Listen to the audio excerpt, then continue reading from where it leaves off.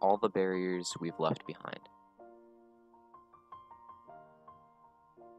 It's been a long day without you, my friend, and I'll tell you all about it. I can do all things through Christ who strengthens me.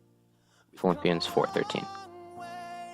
That is what I told myself every day since I was a kid. This is what was at the center of all of my beliefs. I was told by my dad from a very young age that I could do anything that I put my mind to as long as I worked hard enough to achieve it. This gave me extremely high levels of determination, and when I was a kid, this was called over-competitiveness by most other adults. Then in middle school, I learned how to hurdle, and this gave me an outlet for my competitive nature. From that day, I was determined to become a great hurdler, no matter what. Then I went to high school, and my determination was tested before I even got to the first day of school.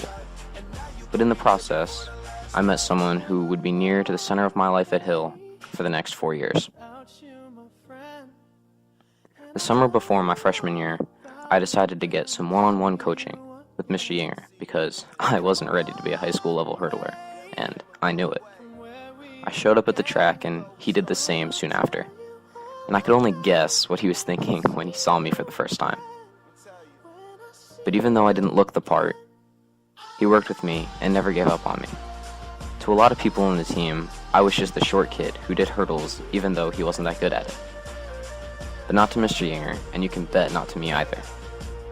To us, I was just the only kid who was brave enough to fall down and get back up.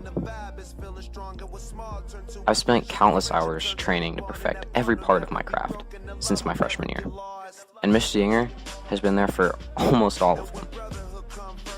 There were days that were smooth, where Mr. Yinger would give me all the feedback he could, and then there were days when I would fall, and then smash and rip up my knees. But Mr. Yinger would subsequently check in on me to see if I was alright about 3 or 4 times a day for the next week.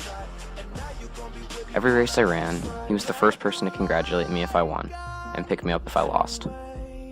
He was always able to tell which hurdles were great, and the much more frequent which ones I had royally screwed up on.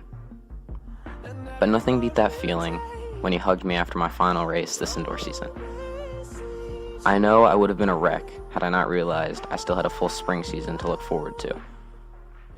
He took a chance on me over 4 years ago, and I've never really thanked him for it. Everything he's done for me, and sometimes I feel like he doesn't even know. But that changes.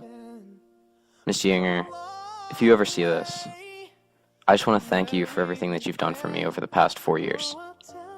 You mean the world to me, and when I get in the blocks for that final time in a Hill uniform, I'm not racing for me, or even for Hill. I'm racing for you.